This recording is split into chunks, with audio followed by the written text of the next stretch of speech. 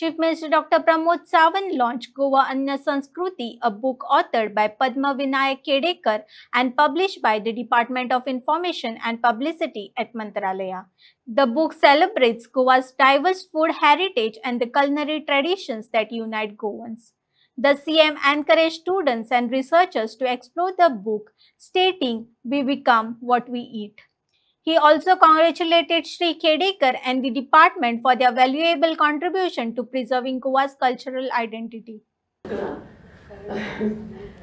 आणि हे आत्ताच्या तसं अडगळीत असं पडलेलं भांड आहे ते त्यांनी बाहेर काढून मंत्रालयामध्ये त्याला विराजमान केलेलं आहे या भांड्याला, म्हणूनही आपण त्यांचं कौतुक केलं पाहिजे.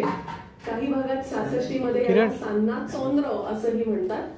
आणि या भांड्याचं अजून एक वैशिष्ट्य म्हणजे पूर्वी गोमंतकातल्या प्रत्येक घरात जात पात धर्म पंथ याचा यापेक्षा सगळ्यांकडे प्रत्येक घरात भांड असायचं आणि याचा वापर करायचा.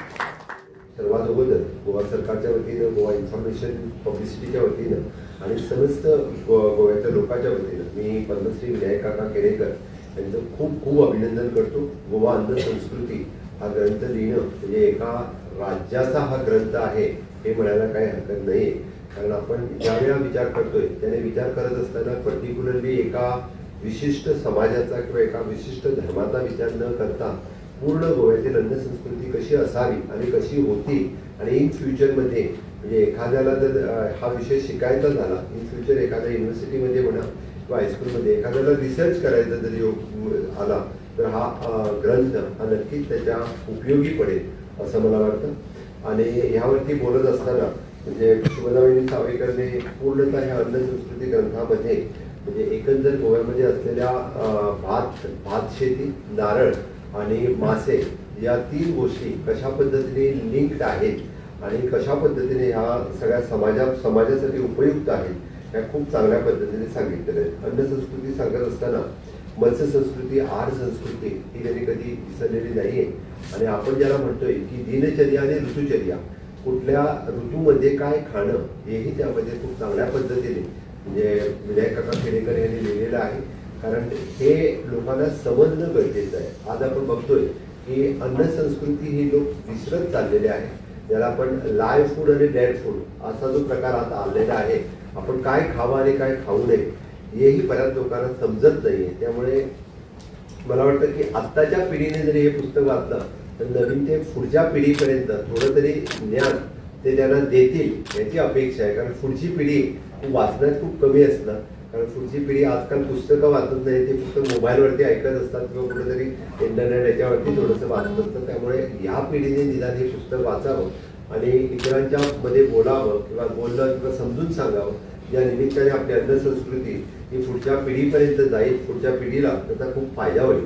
आणि अन्न संस्कृती हा ग्रंथ फक्त वाचण्यापुरता मर्यादित नाही आहे. म्हणजे ज्याला आपण म्हणतोय की मनावरती होणारे संस्कार हेही खूप महत्त्वाचे असतात. त्यामध्ये फिजिकल स्ट्रेंथ आणि मेंटल स्ट्रेंथ या दोन्ही गोष्टी म्हणजे आपण फक्त शारीरिक वाढ आणि मानसिक वाढ याही तेवढ्याच जास्त महत्त्वाच्या असतात. आपण काय खातोय त्यानुसार आपण घडत असतो. म्हणून तर म्हणतोय की आपली वेगवेगळ्या पद्धतीने शाकाहार मांसाहार जरी म्हटला तरी आपली बुद्धी कशा पद्धतीने वाढ होईल याचाही विचार यामध्ये केलेला आहे. मी नक्कीच म्हणजे यामध्ये सांगत असताना सर्व जाती धर्म पंथ याचा विचार करून आणि त्यामध्ये असलेल्या त्या ठिकाणी अवेलेबल असलेलं म्हणजे आपण म्हणतोय की पेडण्यापासून काणकोणपर्यंत विशेष उल्लेख सत्तरीचा केलेला आहे. या भागामध्ये काय काय मिळतंय आणि काय काय पिकतंय. आजही गोव्यामध्ये काळा तांदूळ हा पिकवला जातो आणि विशेष करून काळ्या तांदळाची किंमत आजही म्हणजे अप्रॉक्सिमेटली 300 रुपये किलो आहे. म्हणजे आपण खात नाही आहोत. आपण हा काळा तांदूळ अमेरिकेला घेऊन जाणारी लोक आहेत. कारण मागच्या वेळी मी जेव्हा भात कापणीच्या एका महोत्सवाला गेलो होतो त्यावेळी मी मुद्दामून बघितलं की 400 रुपये किलो आहे. डायरेक्टर ॲग्रिकल्चरचं म्हणले 300 नाही 400 रुपये किलो आहे काळा तांदूळ. आपल्या गोव्यामध्ये स्पेसिफिक लोक करणारे आहेत आणि ते कम्प्लिटली ब्रँडेड आणि पॅक करून इथून अमेरिकेला घेऊन जाणारी लोक आहेत. कारण त्याचं इम्पॉर्टन्स त्यांना माहिती आहे.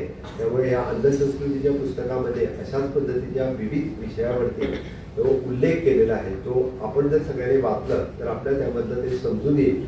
आणि त्याचबरोबर मी म्हटलं काय खावं आणि काय खाऊ नये. पण आपण बऱ्याच वेळी आपल्याला रेडीमेड जे काय मिळते ते आपण सगळं खात असतो. म्हणजे आपल्याला 2 मिनिट मॅगी याची सवय झालेली आहे, पण त्यामध्ये त्याचे साईड इफेक्ट्स काय होतात हे आपल्याला माहिती नाही. त्यामुळे विशेष करून गृहिणींनी निदान वाचावे असं म्हणत नाही की पुरुषांनी पण वाचावा, पण गृहिणीचा विशेष भर एवढ्यासाठी दिलेला आहे कारण खाद्यसंस्कृतीमध्ये तयार करण्यामध्ये मोठा हात जर कुणाचा असेल तर तो गृहिणींचा असतोय, बहिणींचा असतोय. त्यामुळे त्याने जर विशेष करून लक्ष दिलं तर आपल्याला भावी जनरेशन हे चांगलं होण्यासाठी त्याचा खूप उल्लेख होईल.